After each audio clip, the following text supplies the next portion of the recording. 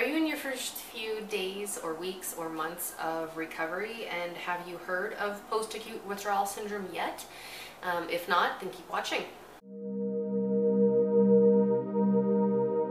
So just before I get started, I will let you know that I did write myself out a list of points that I want to hit, and they're right here on my laptop, so I will occasionally be looking down just so I can keep track of where I'm at so I don't forget anything. To begin, there are two stages of withdrawal that you would go through. The first stage is the acute stage, and that is where the physical symptoms come in. And that can last a few weeks. The second is the post-acute withdrawal syndrome, which is what I'm talking about here. And in that stage, that is where there's the emotional and psychological symptoms that come with it, and that's what I'll be talking about. Basically, it is a roller coaster of emotions and symptoms that can change from minute to minute or day to day. And why that's happening is basically our brain chemistry is trying to get back to normal. So as the brain is improving, the levels of brain chemicals are constantly fluctuating, so then you'll get the symptoms. And it's important to know that everyone is different, every drug is different. My experience is with alcohol withdrawal, so that's what I'm going to relate to you as my experience with that. But the symptoms and things like that are all going to be basically the same. There are a lot of symptoms of post-acute withdrawal syndrome, so I'll list them now. The first one would be mood swings. That's emotional overreactions, outbursts, or lack of emotion, or feeling numb. Anxiety, memory problems, irritability, tiredness, variable energy, physical coordination problems, stress sensitivity, low enthusiasm, variable concentration, inability to think clearly, and disturbed sleep. So what those symptoms look like, of course a lot of them you can pretty much you imagine what that would be like, but I added in here, I had been keeping a journal basically since day one, and I will post a link to that, it's basically a blog. I'll post a link in the description there so you can see, but I just took excerpts out of that just to highlight, what certain parts of the post-acute withdrawal syndrome was like for me. So for mood swings, for me, this is what I found within the first few weeks. In those moments, I want to be normal again so bad, but it's like my brain is against me. It's like I can almost feel my brain being blocked. I found out later by my social worker that what I was experiencing after a particular fight with my boyfriend was called amygdala hijacking. That part of my brain that experiences emotions and the fight or flight response was fully activated, and that part of my brain that sees logic and calm and rational approach to situations, the neocortex, was quiet to non-existent. I started saying things like, I'm a horrible person, and actually meant it. I hate myself and who I am, I'm nothing, I'm worthless, I'll never get better. I was incredibly depressed and felt trapped and like a piece of shit who didn't deserve to be here. I knew logically that I shouldn't be saying those things to myself. I could hear my mom, not literally, saying, tell yourself positive things, don't hate talk, love yourself, but it wasn't working. Something in my brain wasn't letting me be a logical human. I eventually started to calm down hours later and envisioned him alone in his room having a bad day, my boyfriend, having a bad day, and that it was me who could have made him so much more happier. And I started to click into that logic. That extreme emotional outburst was pretty much a direct result of my PAWS, post-acute withdrawal syndrome, plus a combination of my own flaws, self-seeking, dependence, expectations, lack of empathy, defects, that was just magnified by my brain healing/rewiring itself. So that was really difficult to deal with, all the emotional outbursts and self-hate talk that still went on. But just know that it's temporary, ride it out, it does get better, just don't give up, basically.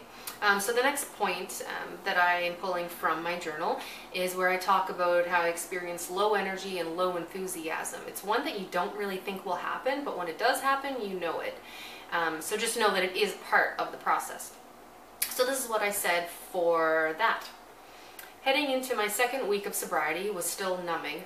I was starting school and meeting new people and learning new things, which probably helped, but it also aided in stress, albeit good stress. I was noticing that sometimes I'd feel very foggy-headed. I know that feeling. You know that feeling when you barely slept the night before and you have a 20-minute nap after work, then as soon as you wake up from that nap you feel slightly disoriented and to hold a conversation would be virtually impossible. Well, that's how I'd feel sometimes. Like once a day or once every second day, my roommate would be talking to me and I'd feel her words and all of my thoughts slip through my mind like my brain was a wicker basket. I couldn't hold a conversation and it was very difficult to appear as if I was. That feeling would last 15 to 20 minutes, then I'd be fine. Then my class went bowling and I was excited all day for it. We get to the bowling alley and I pretty much instantly started to feel very blah. It was a huge effort for me to even feel at a normal level. I was super low enthusiasm and had to force myself to talk or to have fun. It was quite difficult to try and feel something, anything. A spark of enthusiasm, a jolt of excitement, anything, but it didn't come. I was still social and friendly, I may have just appeared tired.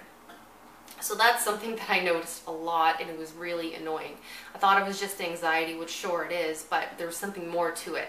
I felt like my brain was just like short-circuiting and then stopping, and then I just had to deal with like the blah. And then I'd be fine, you know, in about a half hour or so.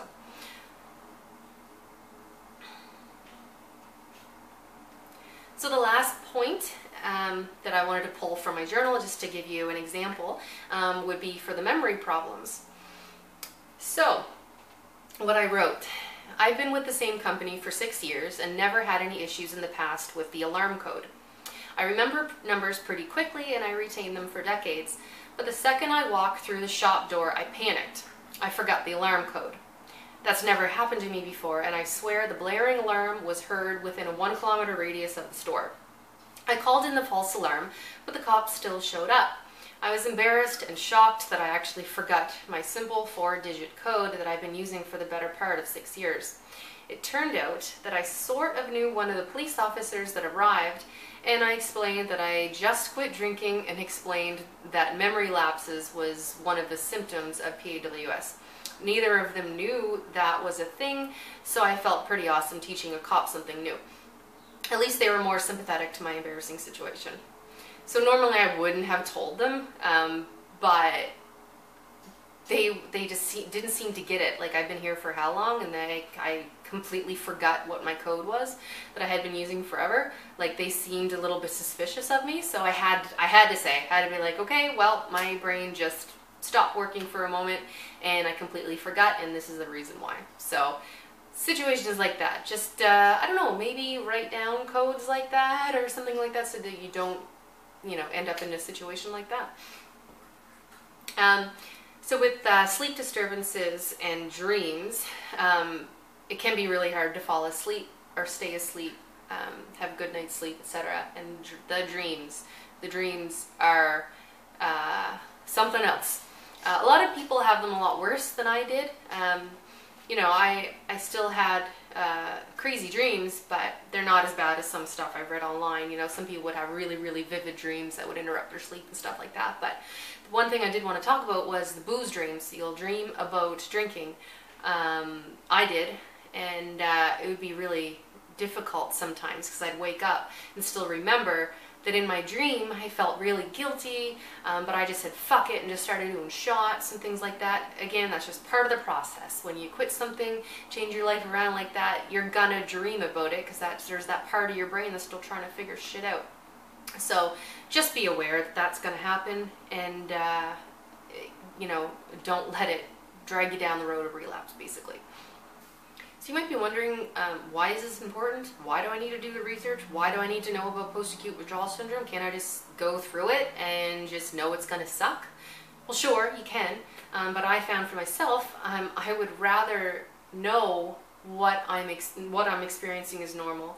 I would rather know what to anticipate, so that I can be easier on myself, and so I can be patient with myself once I understand that it is a process. So also too, it is important to know these things, that they won't last forever, that it's only temporary, you know, a few months, because in these stages, in the early recovery, the chances of relapse are the highest. And why? Because for how long have we been telling ourselves, you know, if we're having a shitty day, or if we feel anxious, or if we feel upset, or whatever it is, what do? We go and we use, or we drink. So, and going in early recovery, that's really uncomfortable. So our shitty coping mechanisms are going to still be shitty, or want to be, but we know we can't go back to that place again. We want to get better. So again, watch out for that. Watch out for signs of relapse. I'll do another video on what that looks like, because some of them are tricky. They sneak up on you. Basically, you just have to say no to yourself. You have to be hard on yourself, tough love, you know. Because I know for myself, for years and years and years, I said yes to myself with anything I wanted. You know, I'm an adult now, so I want to go do this. Yes. I want to do this. Yes. So you actually have to start saying, no, you can't do that, because look where it got you. You know, did you hit rock bottom? Did you hit almost rock bottom? Whatever it is, you weren't good. That's why you had to quit drinking. And how did you get to that place? By saying yes to yourself, by not seeing what you should be doing to make yourself happier. So in this situation, just keep going with that trend. Say no to yourself. I mean, not the trend of saying yes. Say no. You know, if you want to give in because it's too hard and you just want to go drink, no, you can't do that. You have to fight through it, because it's worth it. Once you're out on the other side, it is worth it. Deal with the hard part. For myself, I never liked to do that. I had to keep telling myself, no, I have to deal with this hard part. For once in my life, I have to actually grow through something from start to finish, even though it sucks. Because I know in the end, it's what I need to do to save my life. So thanks for watching. And if you are in early recovery, just remember to keep fighting. Take it one day at a time, 1 minute at a time, whatever it takes. Get through it. You can do it. You are worth it. And surround yourself with a support system, and just don't give up. Whatever you do, you can do it. Okay, that's all I have to say for now in this video. I hope you enjoyed, and I hope you learned something. And yeah, that's it. Okay, bye.